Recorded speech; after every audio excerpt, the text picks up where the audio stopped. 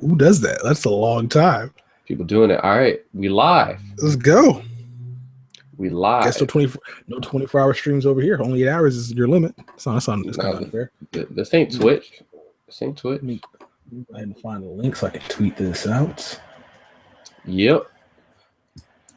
We'll go ahead and get into the Raw review. A special night. Sad but special. Yo, why is the main Twitter though tweeting out Chinese or the Japanese? Because we trying to get them. We trying to hit. You know, Nakamura's coming to WWE. We need his people, yo. Yeah, we did. All right, cool. All right, we're going to tweet this out. Daniel Bryan retires. Where's this joint at? Oh, we got 2 viewers. Oh wait, that might be me. Yeah, it's just up to we're gonna let them roll. Oh, we got 3. We got 3. Let's go. That's somebody else. It must be Mark. Yeah, what's up? First time on Google Hangout. Deontay figured it out. This shit is like rocket science. Took me forever to do it. I'm like, I just gave up, and he figured it out tonight. I don't know how long it took you because you got the information around like 7 o'clock, 8 o'clock. Well, I had it sitting here ready. Okay. I had everything typed out. I was just waiting for Raw to go off. Nice. Cool. That's a dick that just liked the video. Appreciate that. So I guess we're going to get right into it. And if you guys are watching right now, like the video, subscribe to That Wrestling Show for your wrestling news, facts, and other bullshit we gonna put on this channel.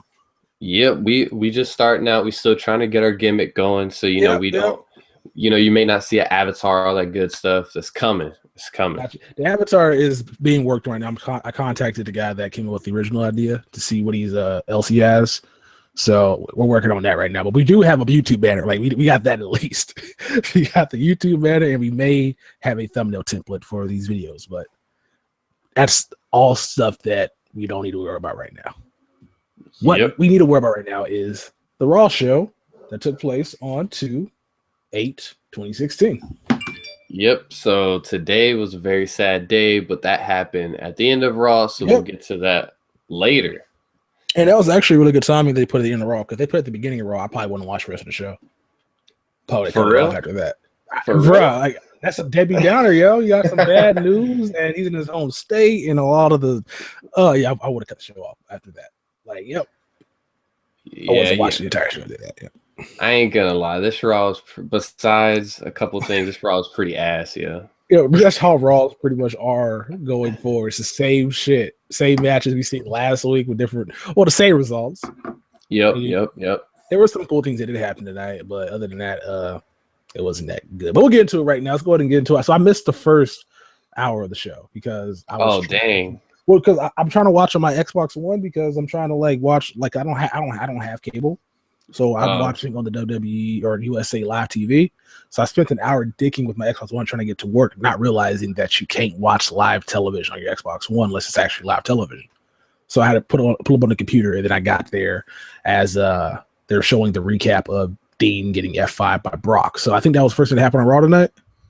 Yep. So the opening segment started, and Stephanie McMahon was out there talking, saying fast lane.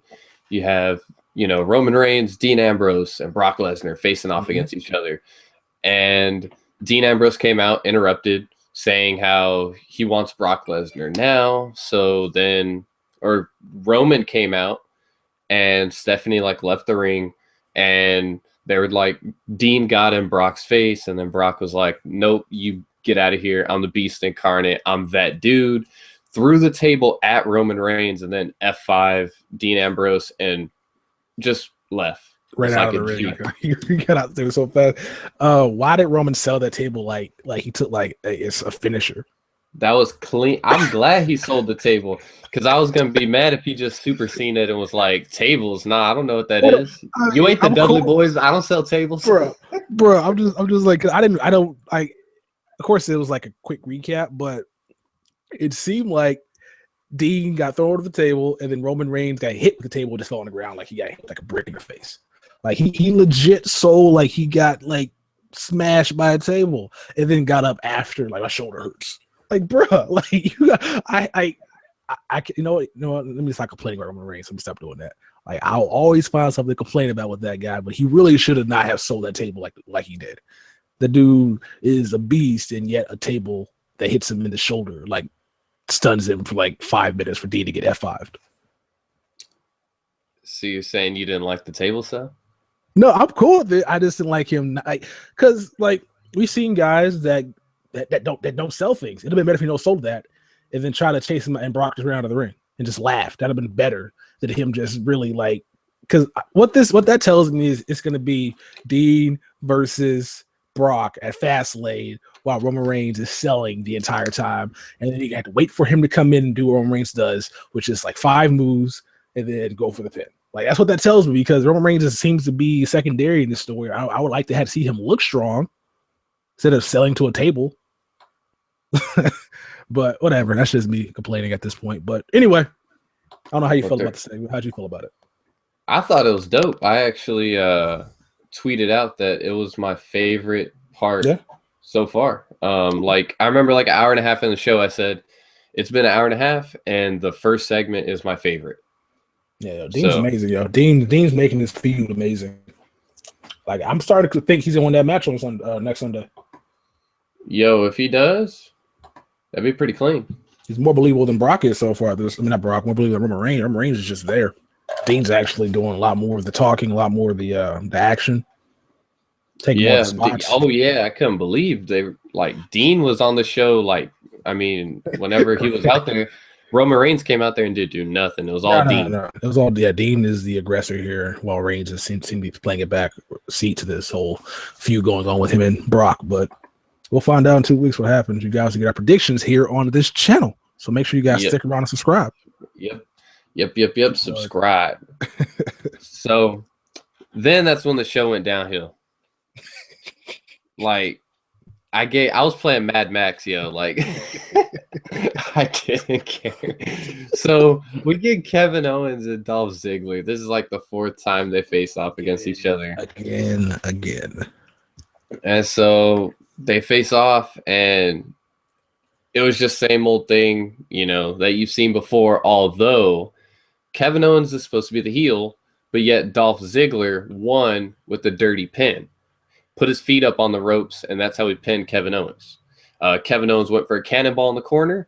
Ziggler wrapped him up and then put both feet on the ropes and won like that. So it kind of made me think, so who's really the heel here? I mean, obviously Kevin Owens is a heel, but Ziggler, why are you doing this? And then Ziggler went to go celebrate in the crowd and like jumped on the guardrail and was like celebrating. And I was like, nobody cares. Yeah, the Ziggler effect is no longer here after that push that never happened. But I think Kevin Owens is not a heel. I think Kevin Owens is what you need to be. Like, as Zendaya is like very, very light skinned, kind of like you, where like you could play multiple roles in a movie. So if you needed to be black, you could. But if they needed you to be white, you could pull it off.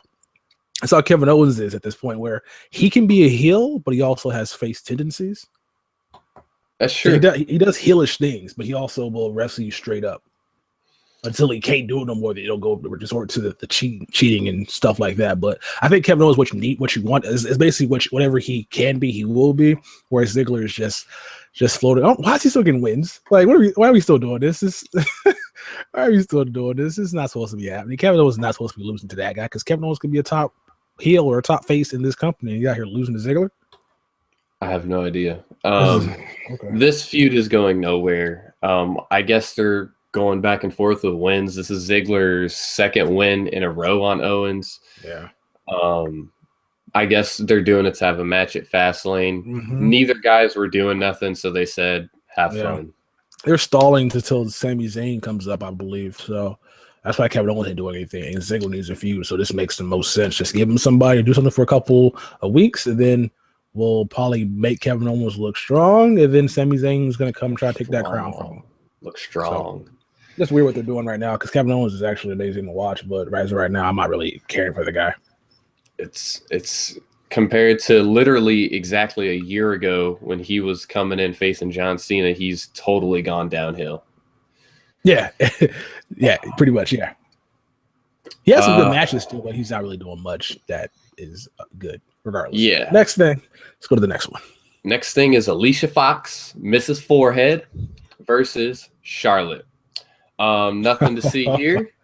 Okay. All it was Charlotte basically putting in work, and she just beat Alicia Fox. Alicia Fox got in very little offense, and but it's Black History Month, though. But that's why we got Mark Henry, though. But it's Black History Month, though. Like, I thought all black wrestlers were like undefeated. I guess that's the opening night. I guess it's the first day of Black History Month of wrestling. When they wrestle, they're undefeated. Yeah, because all the rest took L's today, yo. Every last one of them took L's today. Yeah. That is true. No, Titus O'Neil. Even Titus O'Neil took an L. Bruh. WWE's, I hate them. So I guess, like, so if you guys are watching next year, on the first day of Black History Month, when that lines up with Monday Night Raw, bet the house on black wrestlers, and then the week after that, bet against them. Yep. Because they're not going to win anything the next week after. go do your DraftKings, all that other junk y'all do. Mm-hmm. Have fun. All right, so yeah, there was nothing to see there. It was trash. I'm kind of glad I missed end of the first hour, except for the first segment. I guess it kind of would have been nice to watch live. So, did you catch the Miz TV? It was on in the background. I was listening. I actually turned it up when Chris Jericho came out, so I did catch that. I didn't know Miz got his tooth knocked out by AJ Styles. Yeah, they were playing the whole gimmick. He was shining his teeth and everything. Yeah, that's amazing. I say people say wrestling's fake. Get out of here! I want to fight you. Yep, get your teeth knocked out. My man spent $10,000 getting it fixed. I don't know why, bro. You gotta wear that wound. You know he didn't pay that much to get it fixed. Nah, you lying. He got a shit for free in Cleveland, probably. Just come do some commercials. Yep. I miss TV. I go to I don't even know the dentist place. I go to Great Smiles. Some shit like that. They have awesome nurses. They have awesome doctors, and they have awesome coloring books. I don't know. Something like that. Something Miz would do. Some nonsense like that. Trying to be an actor, man. Do you do anything? So, hey, he was in like Marine 3. I mean, I'd watch it. It was on Netflix, but it's not. So I'm not gonna go out of my way looking for it. Dang it. So in the segment, Miz came out talking. Jericho interrupted, said, "Nah, get out of here with Miz TV. It's the highlight reel." So they got everything going. They were going back and forth. Funny thing that happened is Miz wears like the stupid like Lord of the Rings Kanye West like gimmick. Yeah. And so Chris Jericho said, "You look stupid," and so the crowd started chanting, "You look stupid," clap, clap, clap, clap, clap. And Miz came back and said, "I'm not Sheamus," which was hilarious because when Sheamus first did the whole, mohawk and the beat, everyone chanted, "You look stupid." So that was funny. Miz is really funny with that. And then Miz ended up basically bringing up AJ Styles. Chris Jericho was like, "Yeah, it is really, in the back of my mind, I'm thinking about it, all that stuff." Yeah. And then AJ Styles comes out. His instrumental is fantastic, or his song, bro. It's fire. So good. It's so good. I'm about to buy it on iTunes. Fire. Straight fire, yo.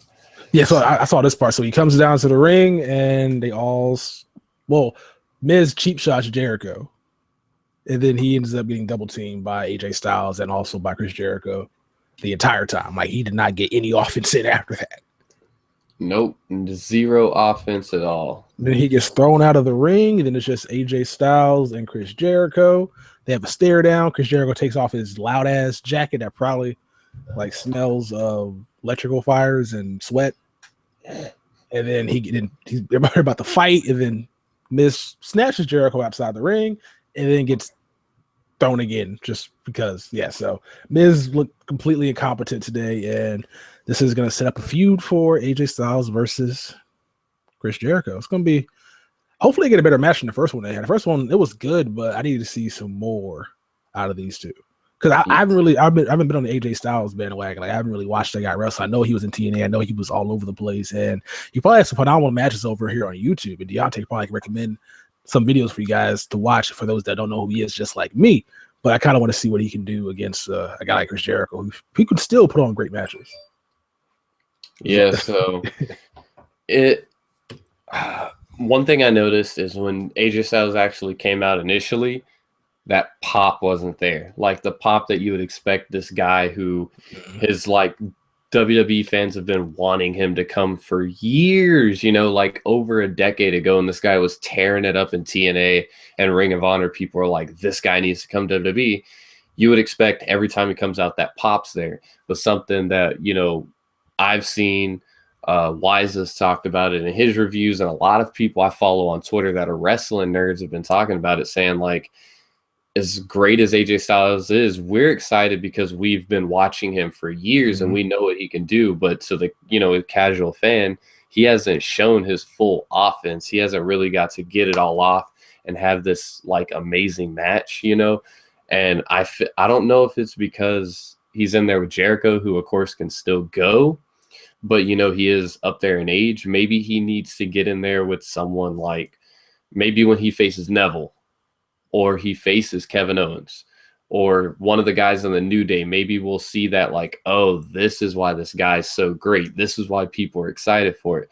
But as of now, you don't see it, and you didn't get that pop until it was at the end of their little segment, and it was like before the stare down, before they started fighting, and it was AJ and Jericho were like, kind of doing the stare down. That's when you kind of got that little pop in the AJ chance. But before that, it was just regular, nothing special. I think I know what's going on here. I agree with the crowd wasn't as into when he came out, but you retweeted a video of him coming out at Royal Rumble and the crowd just flipped. I think that's like kind of playing into your bias because the crowd was insane at Royal Rumble for him, and tonight it just wasn't the same thing. But at the same damn time, that was his debut, I guess. So it's not going to be as loud as it. Plus, tonight was kind of like a somber crowd. The crowd was weird tonight, man. The crowd was weird as hell. Weird as Seattle crowd for like certain things and it was just a weird crowd. But yeah, it's not. I wonder how it's going to sound at the Fast Lane. I'm not too sure that's going to be. That's in Washington, not Aberdeen, Washington. That's going to be in like Iowa, right? I think so, yeah. I wonder how that's going to be there. Where I don't know. We'll find out in a couple of weeks. But yeah, it'll be. What were you going to say? No, I didn't really gauge the crowd reaction like that. But yeah, I've noted like more of it, yeah. Every single time AJ's been coming out, I've been trying to listen to the crowd to really see, and I haven't. Since his first night on Raw, the debut at Royal Rumble, hasn't really been that big pop, So, all right. Do you think that if Cena was healthy at this point, because Cena he had the U.S. Championship back, right? If he was healthy, do you think that the crowd would be marking if he was taking on Cena for the U.S. title? Oh yeah. They would mark, but I feel like as long as if they had like a Kevin Owens Cena type match, even if AJ doesn't win right away, but if he gets off all of his shit, like Kevin Owens' first match against Cena, everything. It was like Ring of Honor, Kevin Steen. It was like that. If we got AJ and Cena and AJ got off everything, yes, I feel like the crowd would be more into him. But because I wonder if it's like this because people know Jericho's not winning. Like we know Jericho's not winning at all. That kind of makes me like it's not predictable. At the same damn time, it is because we know the match is going to be good, but we know what the result. We know the result. We know that Chris Jericho is not going to be beating the new guy coming into the WWE in his first feud. Like it's not going to happen. So I guess people just like they're not really into it because it's like with Cena, Cena's going to win. Like and then if Cena loses, you're surprised. With Chris Jericho, dude's going to be, what'd you say, staring him at the lights at the end of every pay-per-view. That's his thing now. It's his new gimmick.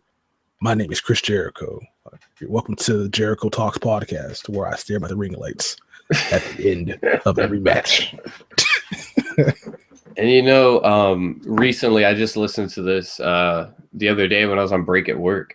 Chris Jericho had AJ Styles on his podcast for the second time, and this is like after AJ debuted and everything, and they were talking about their Raw match that they had a little bit. And they said that they actually let them pretty much go out there pretty freely. They said, you guys can do what you want as long as you don't go over 30 minutes. And I had no idea, but their little match and everything actually went 29 minutes. Wow. On Raw. And I didn't realize it at the time, but they were talking about on the podcast, and they said AJ said he got to the point where they told him, 27 minutes. And they were like, oh, we got to hurry up and finish this. And apparently they had more planned because he said, we're not going to be able to finish. So they had to kind of hurry it up. Okay. Wow. That match, I know that match was that long. I mean, the commercial break, it didn't feel like the end. Not at all. Wow. That's actually a really good match. That time flew by fast. It felt short. It felt really short. That should actually half an hour. And that's what made me kind of rethink it a little bit, because usually if a match is 30 minutes, 29 minutes, it feels long, it drags on, especially at a pay-per-view, because there's no in-betweens. There's no commercials, nothing like that. But here, where you have maybe 2 commercial breaks, it feels like it goes by a lot quicker. Now, I don't know how it was for the live audience, but watching at home, that's how it felt. Mm-hmm. I wonder what's going to happen at Fastlane then with their time of the match, because we have the triple threat obviously going to end the show. And I don't think New Day is going to be wrestling for titles at Fastlane. So I think Fastlane is setting up all the matches for WrestleMania. So I wonder if they're going to give AJ Styles and Jericho like a 45-minute to an hour long match to fill out the entire card. But that'd be kind of cool to watch. See how they get their entire offense in. I would love it. And I feel like, especially at a pay-per-view, it has that bigger feel. They would say, oh, you know what? Let's bring out all the stops. You know this move, AJ, that you last did, I don't know, 3 years ago? Do it tonight. Get that pop. That's why I said on Twitter, I know he did it in Japan too a lot. I don't like that calf cutter, calf splicer, whatever they're going to call it, that submission. I don't like it. I want him to do the Styles Clash. Well, that, but a second finisher, because if you play on the thing that, oh, this guy's too big, he can't get him in the Styles Clash, if he ends up down the line facing like a Wyatt guy or Ryback or something like that. There's a spiral tap, that's what it's called. It's a finishing move he does off the top rope. He did it like all the time, like I know it was like 13 years ago. The last time I remember him doing it was probably, maybe a year or 2 ago, but I would like to see it pulled out again. I think he can still do it. It's dope. If you don't know what spiral tap is, go look it up. It's a really dope off the top rope move. Check this out right now. See the AJ Styles. This is going to get to the next one though. So next up after that was Ryback versus Bray Wyatt. I got food during this match, so I saw Ryback, aka Goldberg, come out. Dude, he looks just like Goldberg. He's wearing the leotard. Yo. So he came out, and then I went to go get food, and then came back, and he was just getting killed. So I don't know if someone actually won the match or if it was like no contest or what. What happened? Because I was listening in the background when I was editing a video. So what happened in this match was, from what I was hearing, was I think Ryback got Bray up into the, what is this? No, he tried to go for the what do you call it? The meat hook. I think he got distraction by somebody in the Wyatt family, and then he got Sister Abigail, which is just a terrible name for a finisher, and lost 1, 2, 3. He got pinned. You don't like Sister Abigail? It's a dumb name. Like I'm cool with the finisher. It's just a dumb name. I'm gonna get you into Sister Abigail. Like I'm gonna get you. I just like it. Just doesn't. It's not menacing enough for me. Like the move is deadly, but just I'm going to put you in a move named after my sister. Which but why is that move named after your sister? So is your sister abusive? Were you abusive to her? Like it just confuses me. So. Not a fan of the name, but I understand the whole message behind it. But yeah, he ended up pinning Ryback 1, 2, 3. And I'm not entirely sure if the Wyatt family attacked him after the end of the match, but Ryback lost to Bray. So he did lose. Got it. So I don't know what they're doing. I mean, I think I know. So it looks like what they're doing with the Wyatts is they've killed big men after big men. They killed Kane, then Big Show, and now Ryback. And it looks like, which I'm hoping, please, Vince McMahon, please don't let Braun Strowman versus Undertaker. That's what all the rumors have been going around the internet, and it looks like they're leading up to it because they killed the 3 big men, and they're probably just going to keep killing big men. Mark Henry's probably next, Black History Month, and then they'll just lead to the Undertaker, and then we're all going to be sad on WrestleMania because we have to sit through Undertaker and Braun Strowman. That can't happen. And I don't did these rumors leak out by Vince to watch us like be awful to him, and he just laughs because nobody in their right mind wants to see Braun Strowman versus Undertaker. Like we don't like. I don't mind seeing Bray again at WrestleMania. Maybe Bray can go ahead and get his dub back and become a new face of fear. I don't mind seeing that at all. I do not want to see Braun Strowman versus the Undertaker at all. Like that match is gonna be so stiff, and I don't even think Undertaker can pick up Braun Strowman for a fucking tombstone. And Braun Strowman's a terrible wrestler. Like I don't think I've ever seen him do a legit wrestling move. Even like all I see him do is just go like this to hit people and push people. I've never seen him physically like grab someone and suplex them or even a gorilla press. I've never seen it. Braun Strowman, the white great Khali.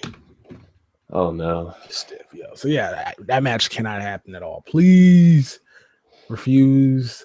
Do you know that match? Like even people who love I love Undertaker, but I know that he probably should have retired, by now. But like people who are diehard Undertaker fans who don't care, they're like, I want to see this guy whenever I can. Even they're probably like, oh man, Braun Strowman. Yeah, that may be my piss break. I'm not watching that match. No, that match is gonna be over when you get back from your piss break. Like that match can't be long. Like unless it's just Braun going there and then they're gonna fucking beat him up again. That's 4 versus 1, and then take his body out again. So it can't happen because it just doesn't make a lick of sense to have that match unless Bray has an ulterior motive to having that match so you can beat up Undertaker again. I don't know, man. They better. I don't know. The Wyatts, as much as I love Bray and Luke Harper especially, I love him probably more than I do Bray. They need to do something with them. I've said it before. Well, actually, now the Social Outcasts have their thing, so you can't add Bo but the Ascension aren't doing nothing. You could build the actual family up, or either just let Luke Harper go out on his own. I love when Luke Harper was the IC champion. Yeah, he was literally coming out with the belt in his mouth. Like that's amazing. And he was having good matches with Dean Ambrose and who else did? There was someone else he was facing during that time that was like pretty good matches. It may have been Ziggler, but I don't know. But it's always Ziggler. It's always Ziggler in those matches. Always Ziggler. Like that was dope. But now it's just like, yeah. I feel like if Luke Harper does go solo, he has to cut all the hair off. Oh no. Well, he was like that on the indies. He still had like the beard, but he had short hair. Yeah, you need a new look being Luke Harper. Just dude, he's been even when he was in the indies, like he literally wore the same thing, the tank top and the jeans. Like when he came to WWE, he didn't change. He was same exact thing, just different name. Pretty dope. That's actually pretty dope to keep his whole gimmick then. That's nice. Yep. Got to keep the tank top that he ran over a couple times. I mean, look at this guy's photos. Like he can clean up pretty well when he's not looking all fucking crazy. But looking crazy is the best. I mean, it does make you like more of a heel and also somebody you don't want to fuck with. Just looking all exactly. Whenever he would do like the death stare with his eyes, just like looking at you. Yeah, this like it's dope. So. Moving along, we get a New Day segment with Renee Young, which they're get it. Oh yes. Oh man. But wait, we'll get to my babe Sasha later. Oh. All right, so New Day were doing a segment. They had like a leveler on the table saying if an Uso hits here and a Dudley hits here, the force, and they were like calculating stuff. And Renee Young comes to ask them about their if they found a partner, and they were like, "There's 3 of us. No, we have not found a partner," and they're doing their whole little thing. And what is it they said? They all in unison were like, "We've got work to do," and they're just hilarious. They're the best. They're so good. Yo, when Renee went up to ask, we got their partner, I tweeted out, "I hope their partner is cut from the same cloth." Hashtag Black History Month 2016. And we got our wish, but we'll get to that later on. But yeah, New Day's just they're the greatest, and I hope they don't lose the titles ever. If they do, hopefully they still stick together and like go after that world heavyweight title or something. They need to have title gold in their life. They're the greatest thing on Raw. If they lose the titles they're not going to, but if one day they lose the titles to the Usos, I'm gonna fight Vince McMahon. Usos stay fighting. I'm glad the Dudleys took that heat off them tonight, but that match ain't up next. What match is up next? Up next is Titus O'Neil and Adam Rose. We get the Social Outcasts, the Radical Mongoose. No. You don't like the Social Outcasts? No, I like the Social Outcasts. Everybody but Bo Dallas. Everybody but Bo Dallas. See this? Bo Dallas was only cool when he was. I see your L. I see your L. L's for days. I hold a no L. Yo. Everybody in that thing is cool except for Bo Dallas. He had one moment. And that's all he had. Adam Rose I can deal with. I love Heath Slater. I love that man. I just can't stand Bo Dallas. Bro. Square up text. I mean, I fight you. I mean, I feel like if Bray Wyatt wasn't in the WWE, would Bo Dallas be? Answer honestly. If you asked me this question before Social Outcast, I would say no. Okay. But now that they have this gimmick, they actually been selling a lot of T-shirts. It's actually over. T-shirts. Yo, their merch. I was asking for merch, yo. I want the one where that has all 4 of their faces on it. Oh my goodness, that's amazing. Congrats to them guys for finding something they can work with for a couple of months that are going to be disbanded from eventually. But I'm just glad because all of them wanted to work. I want to say, like Curtis Axel on Twitter, like crazy, was talking about like, you know, he actually wants to work. He wanted to be on the show, wrestle, do something. And finally, they took these 4 guys that were doing absolutely nothing and did something that is actually pretty darn over. The crowd, for the most part, likes. It's funny, and they get TV time. They have a purpose now. So, you know what? We could thank Seth Rollins for being injured. We could thank Cesaro. We could thank Randy Orton. We could thank Wade Barrett. All these guys. Wade Barrett's actually healthy. Is he healthy? I don't even know. But we could thank all those guys that are injured because without their injuries, we would not be having a Social Outcast on the show. Yep, we probably wouldn't. We probably wouldn't get as much New Day. No, nothing. It'd just be a bunch of the same stuff that we always get. So, thank you guys for being injured. Thank you guys for having 6 to 8 month injuries. Because without you guys, none of this would be possible. Except Seth, because Seth is the greatest. I mean, Seth was doing nothing with the heavyweight title. Yo, he was running scared all the damn time. But he puts on good matches. But like, when they let him, when he's not fucking being a cowardly heel, when he's not over here being, I had a guy in my head. I was gonna say, I want to say it's like Sylvester the Cat, but I don't really know. I don't know if he was cowardly at all. Anyway. I'll hold that L.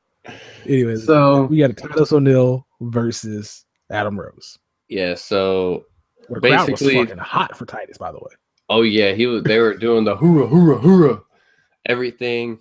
Titus, when he started the match, I honestly thought he was gonna throw Adam Rose out the ring. Yo, he's so strong. He threw him, and that dude almost hit the turnbuckle. Bruh. Titus is ridiculous, right? That dude is ridiculous as hell. Imagine if he was your father. Imagine if he was your father in the 90s when he could beat you. Like, oh my goodness, I would never have bad grades. I would never cuss. I would never do anything that would get me a whooping because that nigga is too strong. Yep, too strong. Too strong. Yo.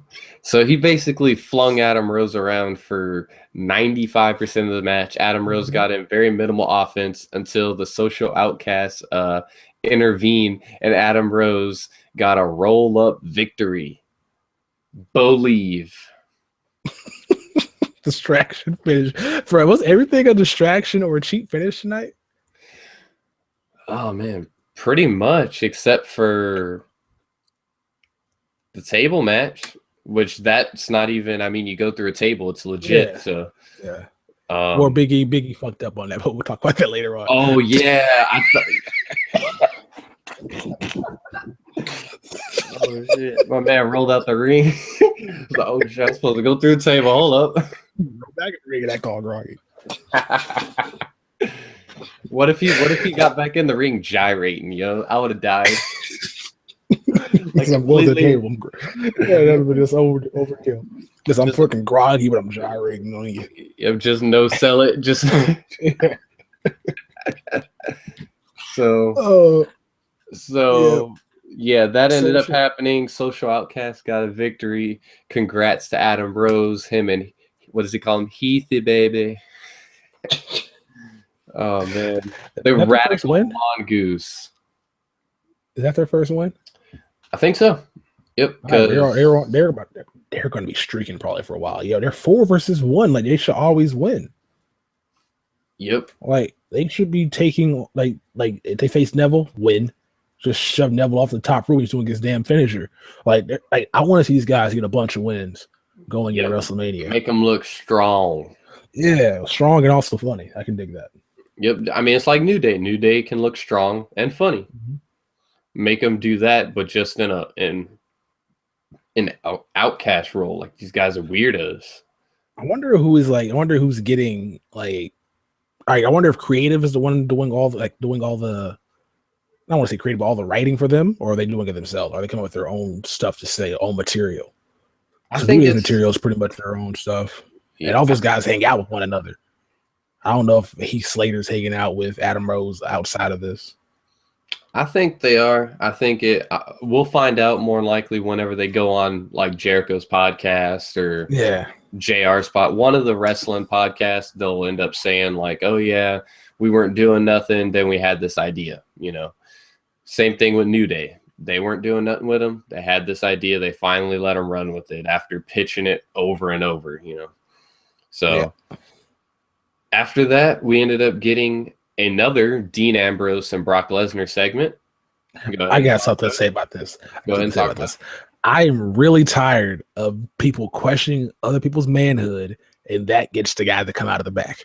I am tired of this. We are in 2016. This is not 1999 no more. It is cool if Paul Heyman has your balls because it doesn't have your balls. Like everybody knows you're in charge in that relationship. Everybody knows that you're the aggressor. Like, I am tired of people coming out to try to get people to react and say you're acting like a bitch or like just disrespecting women in general to get cheap heat on a guy to get him to come out to the ring. Like, I'm tired of it. We must do better. And that's all Dean did was come out there and try to bait Brock Lesnar to coming out. And he finally did when he said Paul Heyman has his balls in his purse, which I don't stop disrespecting women, guys. It's not good. I understand this is wrestling, but stop disrespecting women because when you disrespect women, you don't get women. And you don't get women, you're not a happy person. That's all I got to say. But yeah, then Brock came out and destroyed Dean. After laugh, Brock came out like I would have too. He came out laughing. So that actually kind of made me a little bit more happy because Brock didn't take him seriously at all. Brock came out laughing. And then he came in the ring. No. Oh, this is actually cool. Dean actually attacked Brock. Forgot about that. Dean actually ran up on Brock after Brock was laughing at him. And then Brock went to beast mode and just start destroying Dean, throwing him into the barricade, kneeing him in the fucking ribs. F5 in the middle of the ring, walked away. Dean's in the ring, getting back up, telling him to come back into the ring. Brock goes back, gets distracted by Roman Reigns coming down to the ring. Reigns. He came out, bruh. I was like, yo, he come to the crowd no more? Like, what's going on here?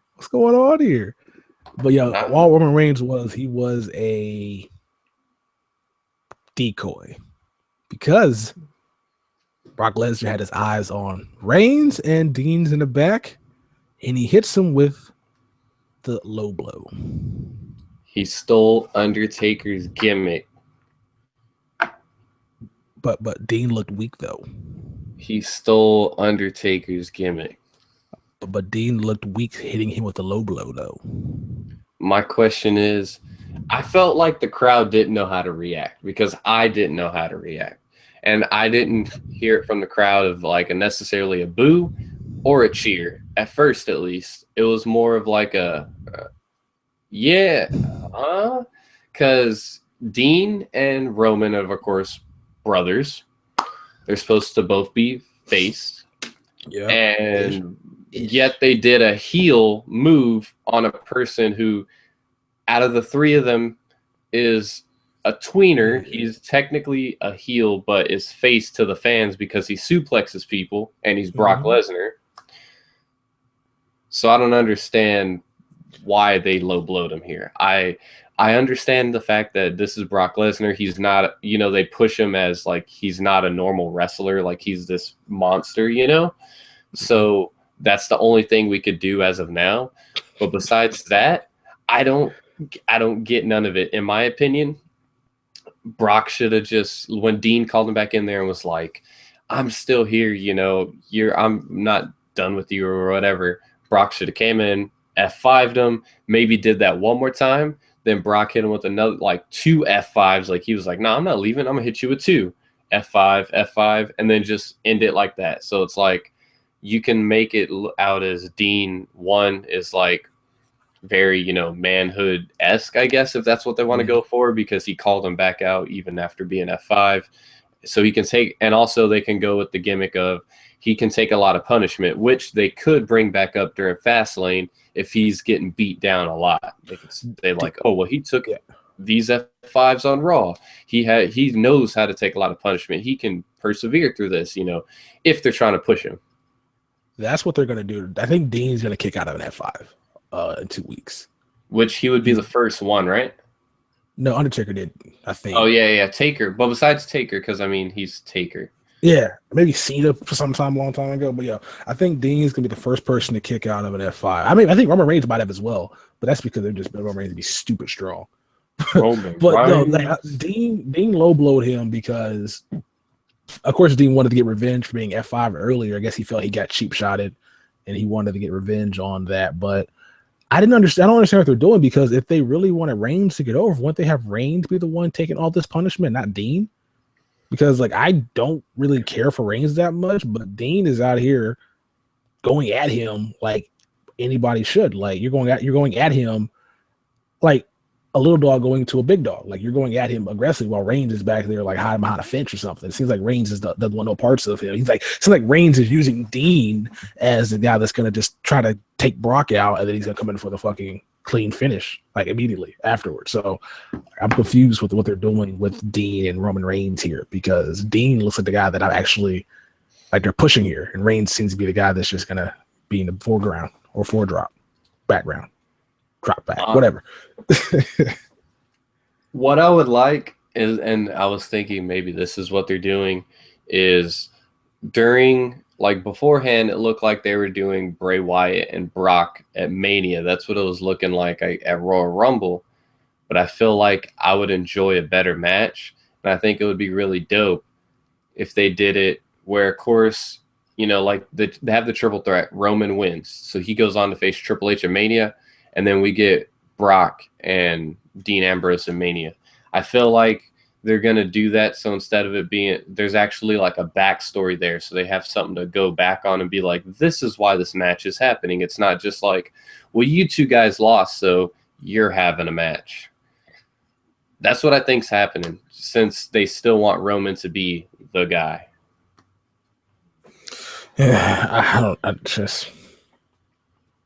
they're confusing me, man. That's all I got. They're just confusing. That's what I think. That's why the crowd didn't know how to react, because when Roman first came out, they were booing him. The crowd they were like, "Fuck this nigga, get out of here!"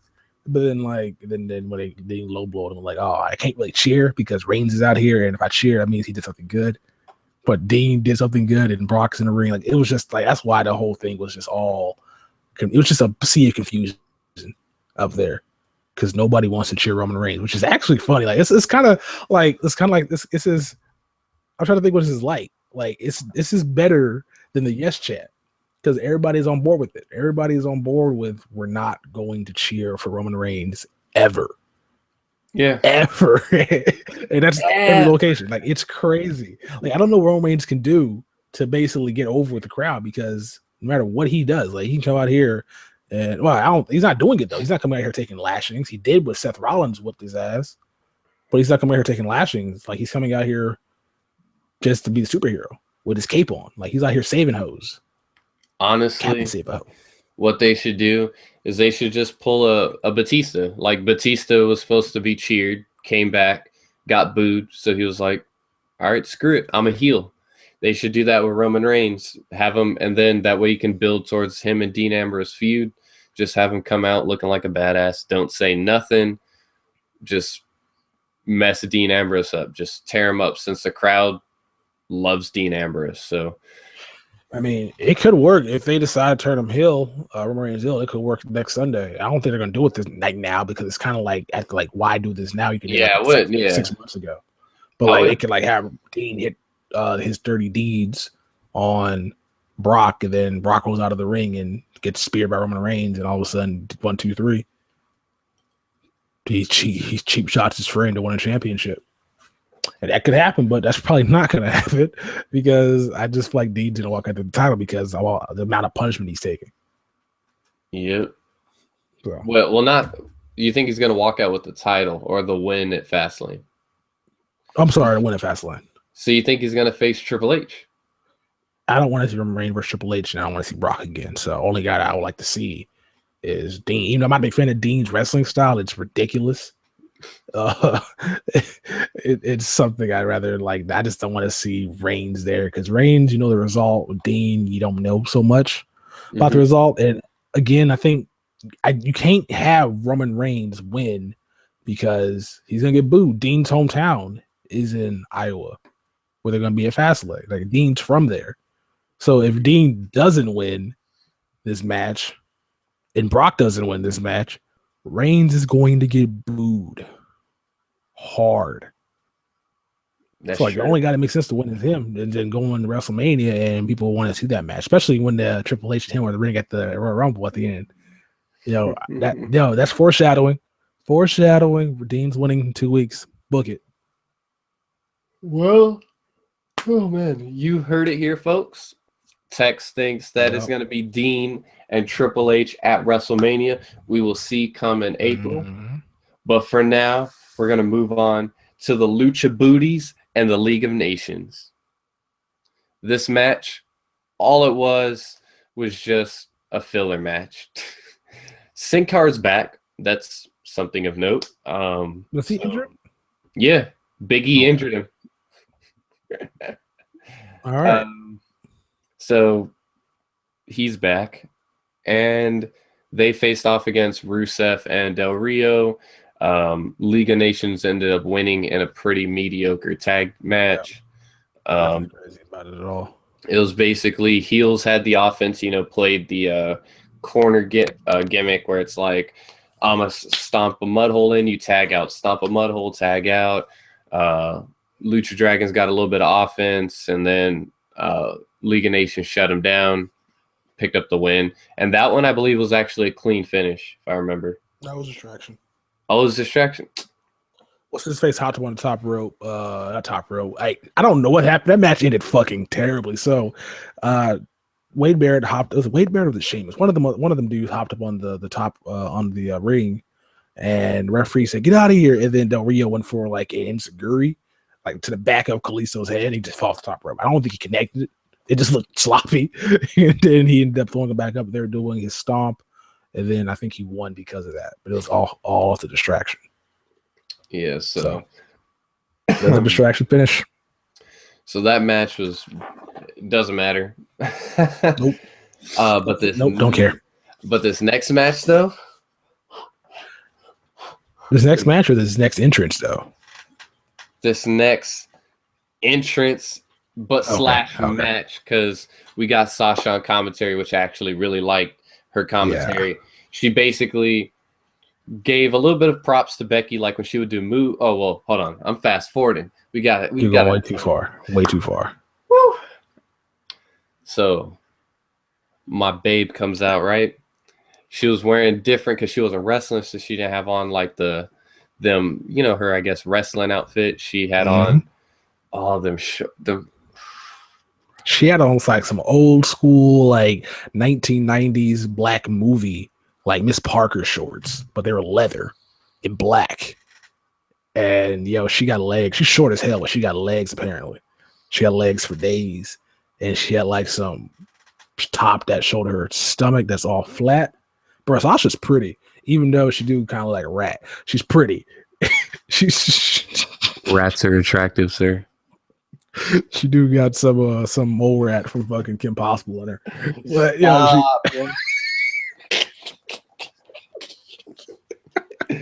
I said, mole rat. Rufus. Well, Sasha, she came out looking good though. She came out slaying, She was slaying. She saw Beyonce perform last night. She's like, I'm gonna slay them on Raw tomorrow, And she even mentioned it. So fast forward a little bit. Match was Tamina, who we haven't seen in the ring in a little bit. Naomi came out. Hey, Tamina's old enough to be your mom. How old is she, yo? Like 38. Oh, dang. Yo, she's older than my mom. Word? My mom's 37. Okay. My mom turns 38 this year. So, yeah, she's 37. Yeah. Dang, so Tamina's older. Dang. I always got to bring that up every week on this channel. If you do Raw reviews, I'm going to bring up Tamina is old enough to be some of y'all's moms. Dang, that's crazy. And she ain't even been wrestling that long, at least like in WWE. She's been there for maybe like 6 years or so. So she came at probably like 31, 32. Now, do you think she'd be in WWE if her dad wasn't Jimmy Superfly Snuka?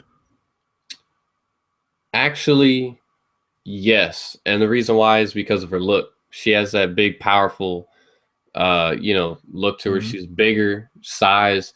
I could see her being in the role she's in now, even if she wasn't related to Snuka. She reminds me of like Nia Jax, but just like not as good a wrestler, even though I'm not a big fan of Nia Jax. Nia Jax is like a better wrestler than her, but yeah. So I could still see her in WWE. Okay. I don't mind her in there. She delivers some fucking stiff super kicks. Tell you that. Oh yeah. That's dope though. I like. She also knows how to throw a Samoan drop like every Samoan does. That's all you need to do. Hey, she's just like the Usos. Super kicks and Samoan drops. All we need her to do is splashes, It's crazy. I don't think she's ever landed a splash. It's like she always misses and lands in her back/butt area. I think the last time she actually landed a splash was when she was with the Usos, when they were like Usos first came out and like Tamina was with them and she was like first started wrestling. She had like she didn't have that haircut she has now. She had like the longer curly hair, like the Snuka hair basically. Yeah. But match was Tamina and Becky. And Becky, I don't even remember the match. I was just listening to Sasha on commentary. All I do is know she was great on commentary. So great. Sasha commentary was putting herself over like crazy. She was. You forgot to mention Naomi. Oh, yo, them pink pants though. One of those Usos are lucky man. Lucky man. I don't know. I don't even know which one it is. They're the same. They're the same person. They are the same. They're both hitting. Yes, same time. No condom. One of them 6'2", 163. How's that possible? You say you're twins. One lost an inch, or did he? So but anyway, all I know is Tamina was talking mess to Sasha while she was. This is how the match ended. She was talking mess to Sasha while Sasha was on commentary, and then Sasha like got up, and then Naomi came and just grabbed her little butt and threw her into the steps, just laying down the hammer, yo. And that shit like it hurt. Yep. Like, that shit looked like it hurt. And she was just throwing punches right all on Sasha. Becky sees that, hey, my former friend, my tag team partner Fastlane is hurt. Let me go out and help her. She went out of the ring, gave Naomi like this weird looking like suplex, like inverted suplex. Was it a dragon suplex? What you call it? With it grabs the leg? Yeah, a dragon suplex on the outside. She just didn't do like the pin like they do inside the ring, of course. And then as soon as Becky got in the ring, she ate one of them super kicks. Done. Yep. 1, 2, 3.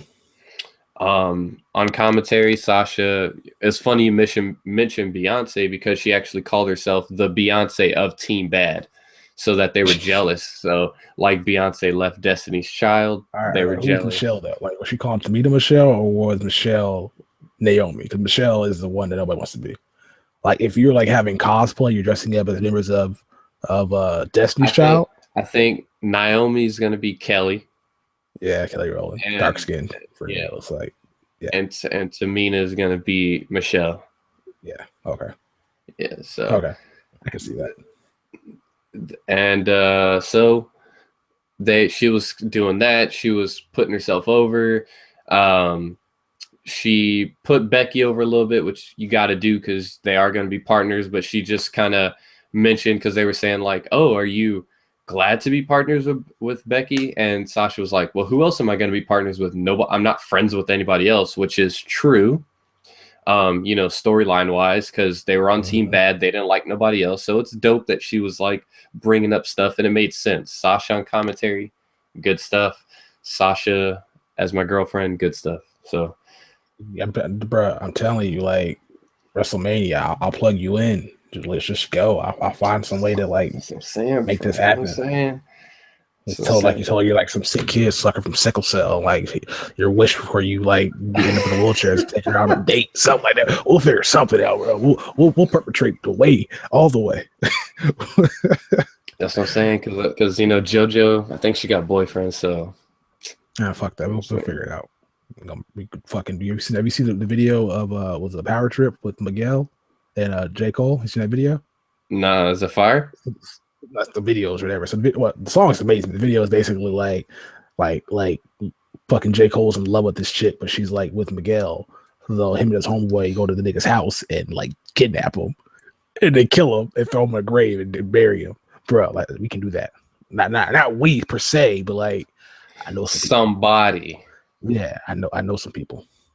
And she'll make be it single. happen. You swoop in while she's emotional, and bada bing, bada boom, you got 2 kids. Make short happen. As hell, but you got 2 kids. Short as hell. How tall is Sasha? No, Sasha's my JoJo. Oh yeah, JoJo's yeah. Yeah. She tiny. Yeah.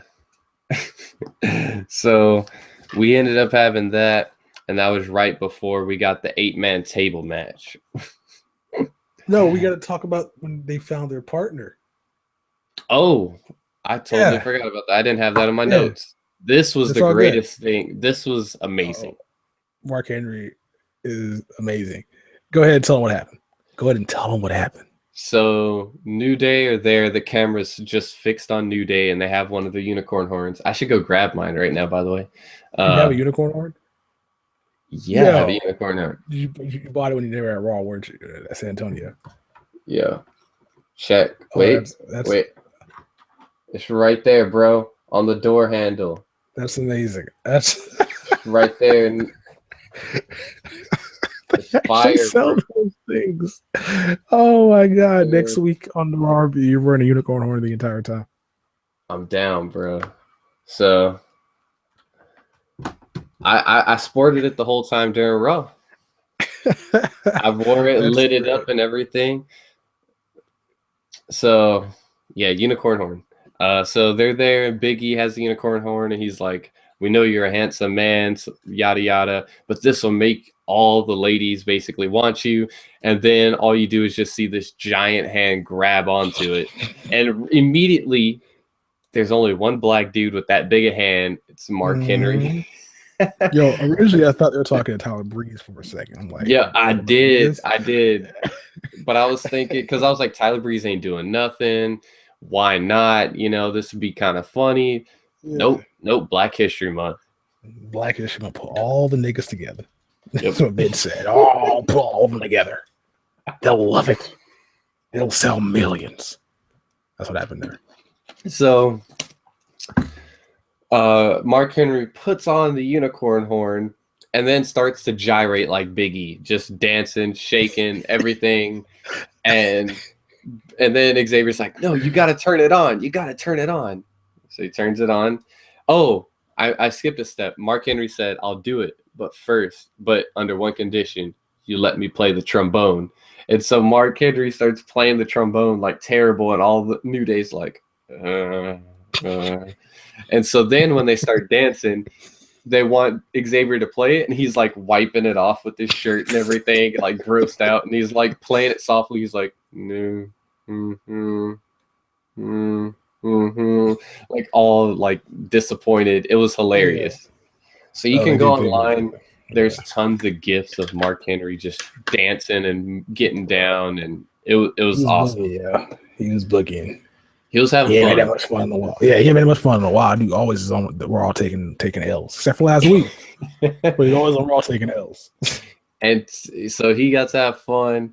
The match starts, and New Day comes out, and they announce the world's strongest unicorn, Mark Henry. And he comes out doing the Kofi clap, going like this and everything, and then just starts dancing. It was amazing. He killed it. Yeah, he killed it. If he came out in the Big E singlet, I would have been done. That would have been hilarious. They were all matching. That would have been over the top. If they were, bruh, you don't even know. Yeah, I remember Xavier wearing, because they lost his stuff at the airport, so he had to wear Big E singlet. And that shit was just so big on him, yo. That shit was so big on him. Oh my god, Mark Henry probably would have tore that thing up.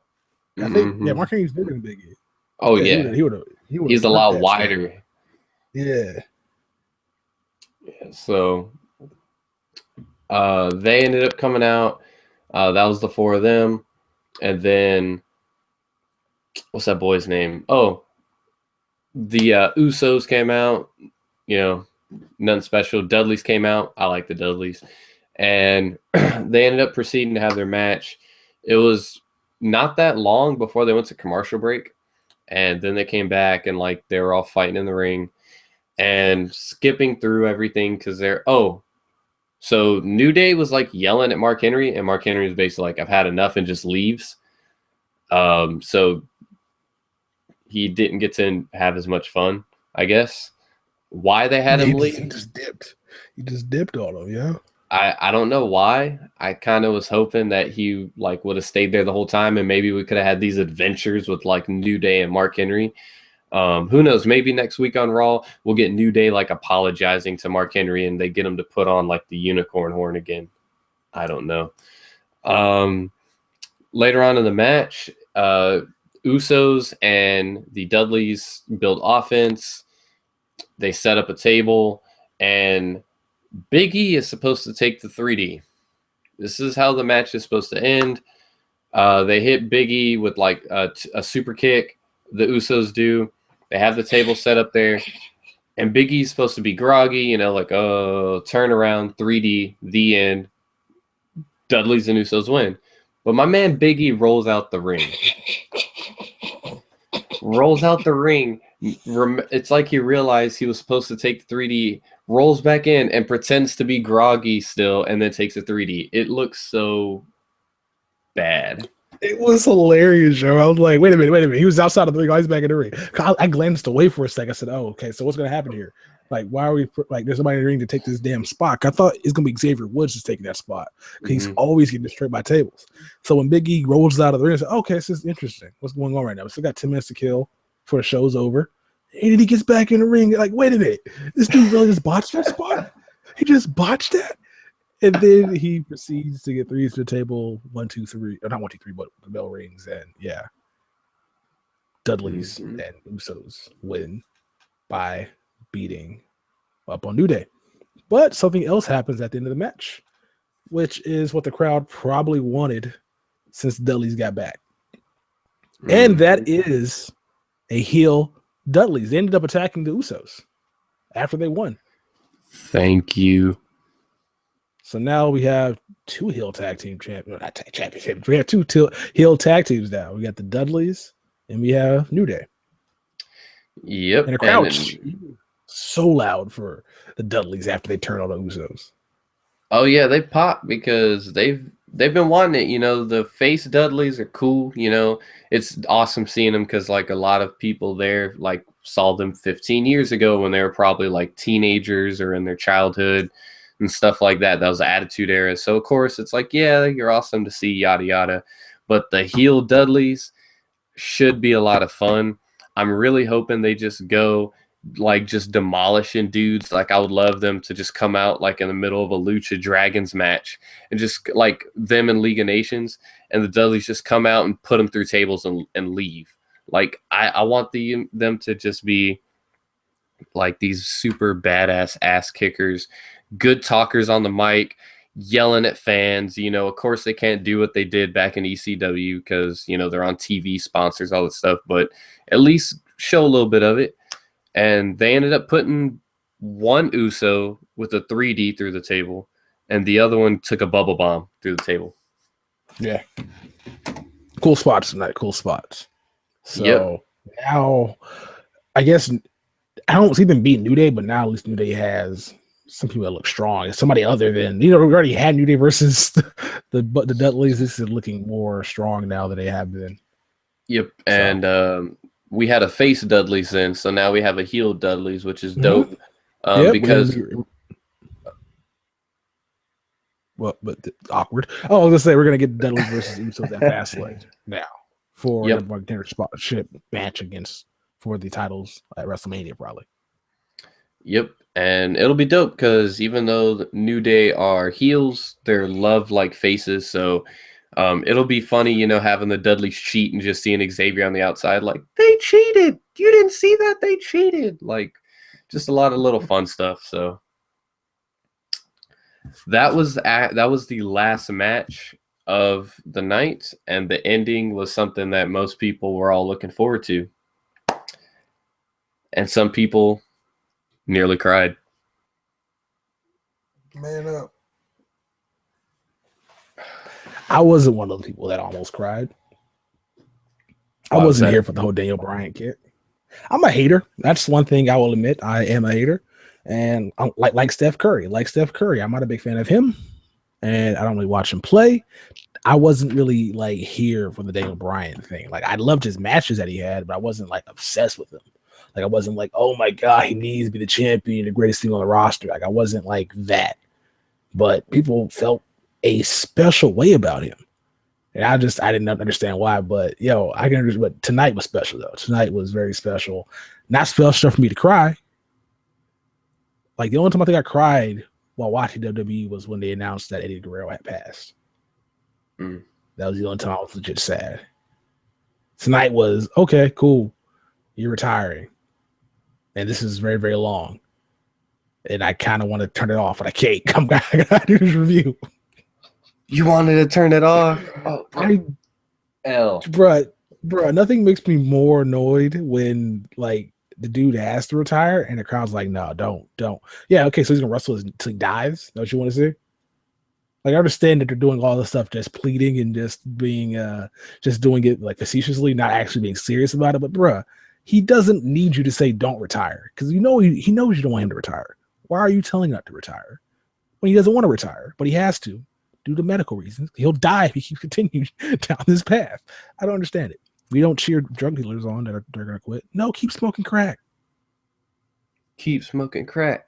Keep smoking crack. We don't do that. So it was just a weird vibe tonight. But what he had to say was actually really entertaining and really honest. And I'm glad he pretty much came out there and freeballed the entire thing. I don't think anything was scripted. That was like from the heart. Like it was emotional. It just didn't reach me in the heart. Like I felt it, but I just was like, I'm good. But from your perspective, how did you feel about your man's Daniel Bryan or Brian Danielson actually announcing his retirement? I'm an idiot. L. Take the L. I'll hold the L. So it was a little bit more personal for me just because I've been watching Daniel Bryan before the whole WWE thing, like a lot of people. I remember watching him. I first started watching Daniel Bryan because I would read the PWI magazines, and at the time I knew of like WWE, TNA, what is it called? AAA, like Mexico, and I knew what New Japan was, but like I didn't watch it because I didn't know how.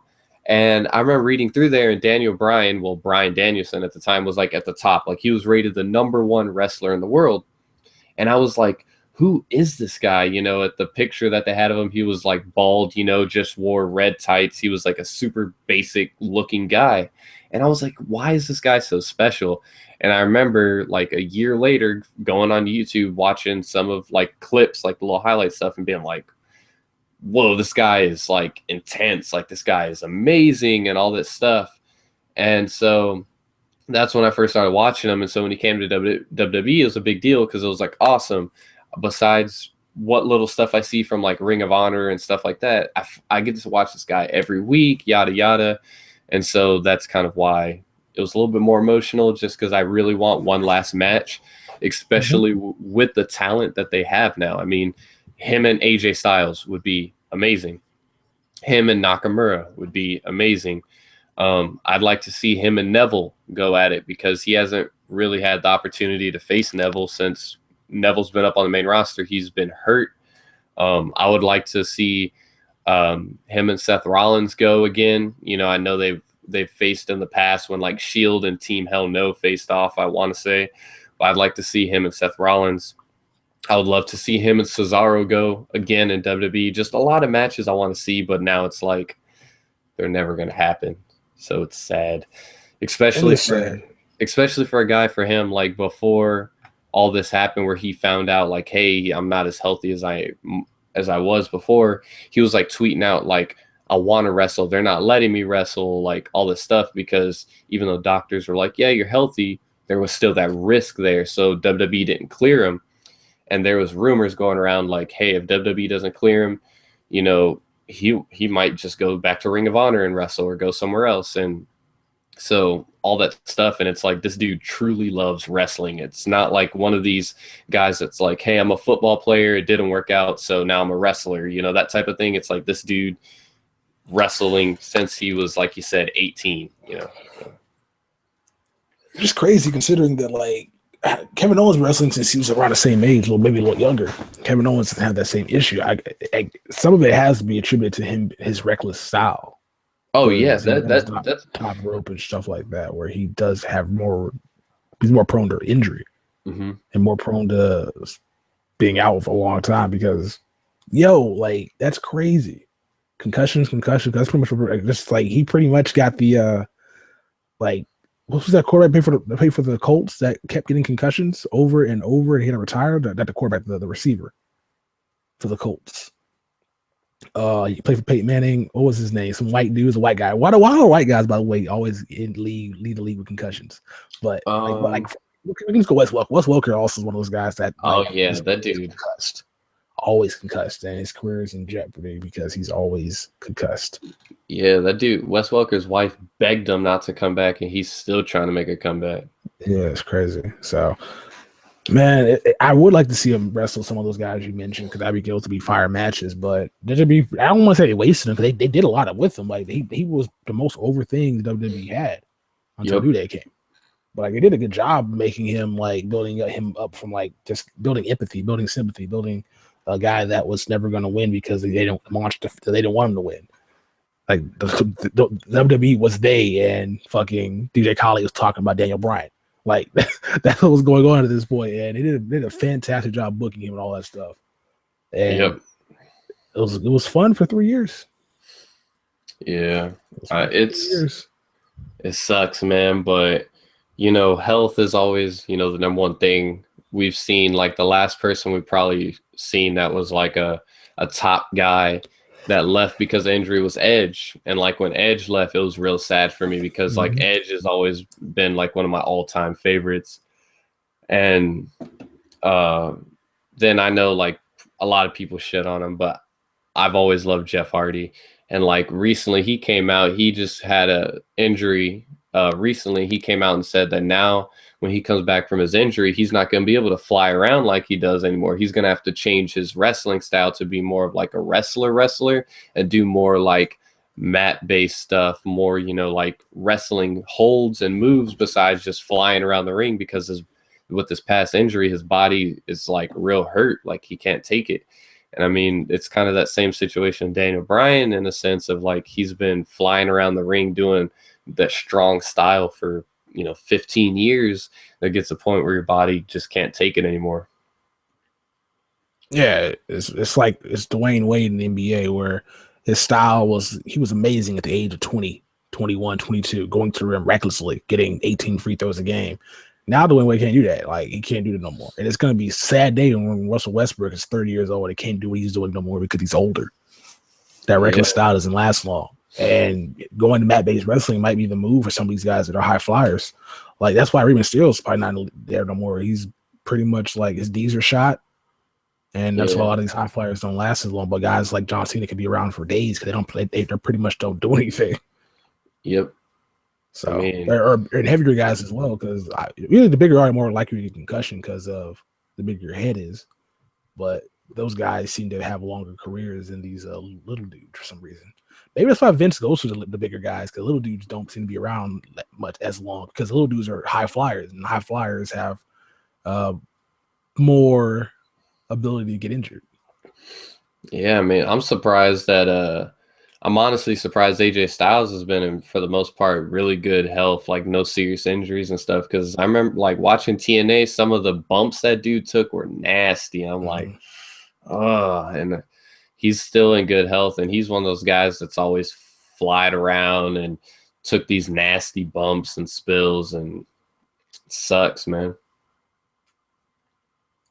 It does. But yeah, so Daniel Bryan had a good, ending to it. Had a couple points where it kind of hit the heartstrings a little bit. He mentioned Connor.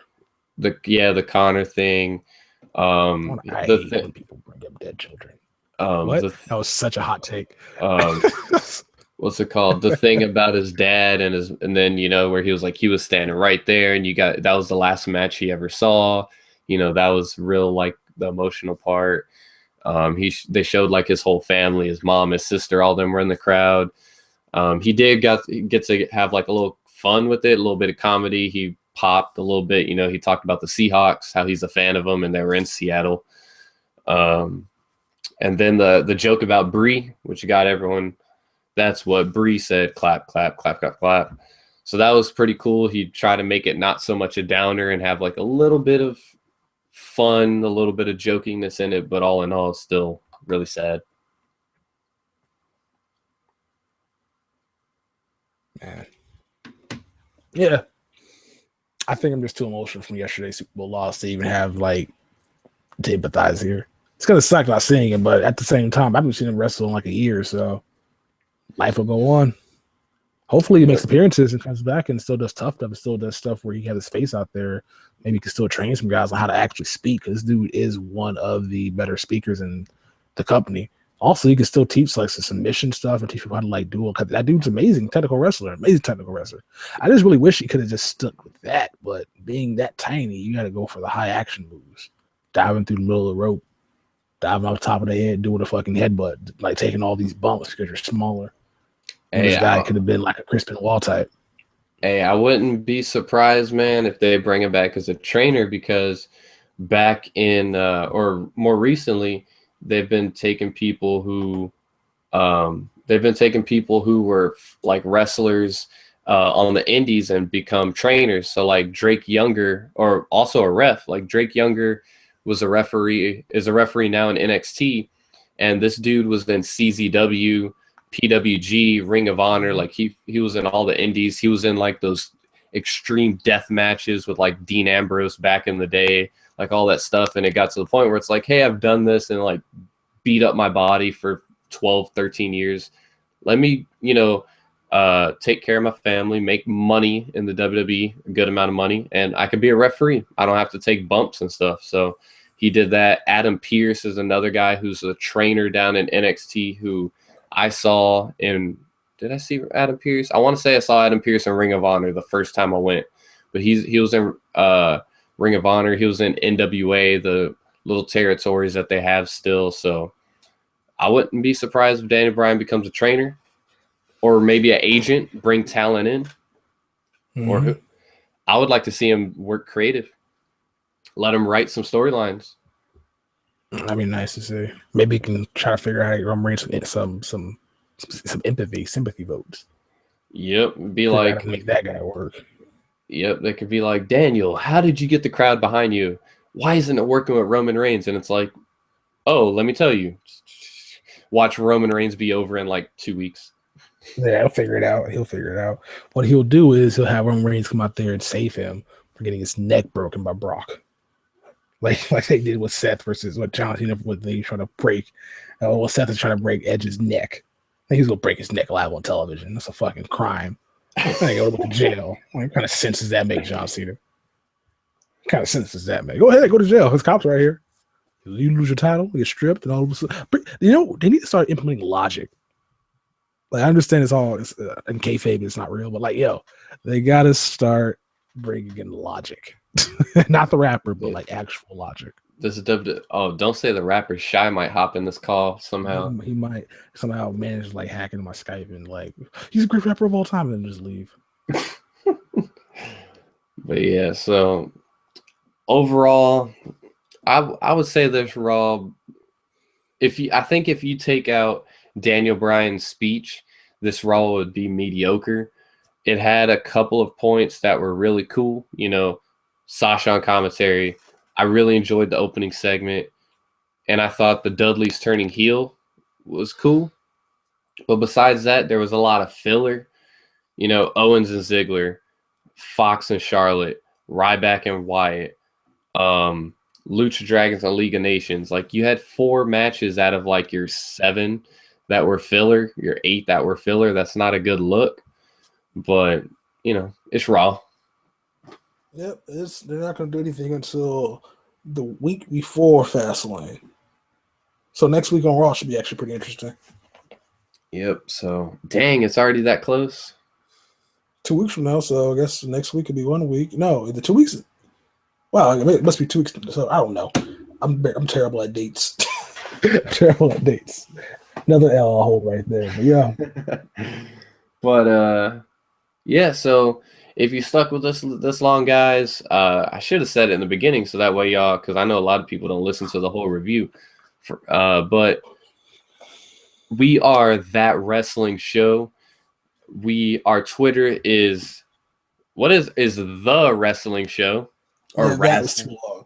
Wrestling, like the Southern way to say like spell it, wrestling. Yeah, so I'll put the only urban wrestling show on YouTube.